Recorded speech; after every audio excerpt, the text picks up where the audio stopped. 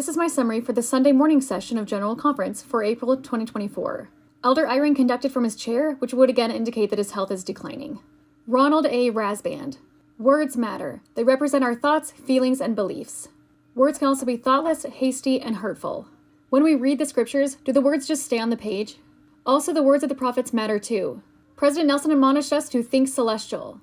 If you're struggling with anything, this is the catch-all solution. Just think celestial. I even said those words in a prayer when I was at Bangkok.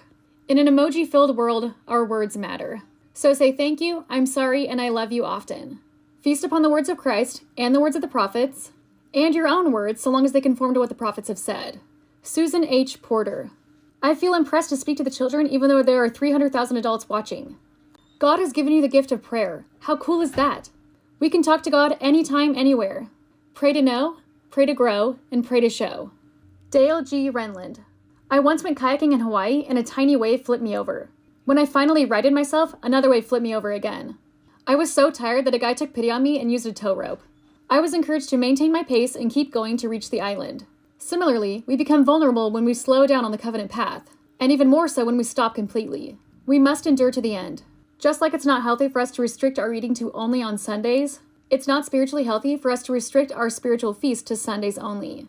Covenants draw us closer to Christ and give us access to his power. Don't be judgmental. It's not helpful at all. And don't tell people that you're more righteous than they are. Paul B. Piper. Sometimes we play a game called the crazy trust exercise, where someone chooses to fall over and trust that the person behind them is going to catch them. God lets us make our own decisions to achieve salvation. If prior trust is keeping you from following God, trust him anyway. Patrick Kieran.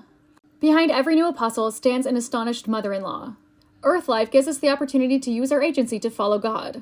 God's plan is designed to bring all of his children home. The intent of God's plan is to bring you happiness right here, right now, and in eternity. Unless you're gay, trans, single, or unable to have children. Then you'll have to deal with being unhappy until you die. Brian K. Taylor. Why do some people experience miracles while others don't? The answer? We don't know. All of us need to suffer. Even Jesus wasn't made perfect until after he suffered. If you look at everything with an eternal perspective, it will significantly lighten the load. You can even put off mourning for those who die. Think celestial. Without God, people become bitter. I invite you to do 3 things. Put Jesus Christ first, envision your eternal destiny, and I don't remember the 3rd thing. Dallin H. Oaks. How come his health isn't declining? Today we have more than 17 million members. The Book of Mormon is super important. Covenants are a part of the foundation of this church. Everyone needs to wear their temple garments.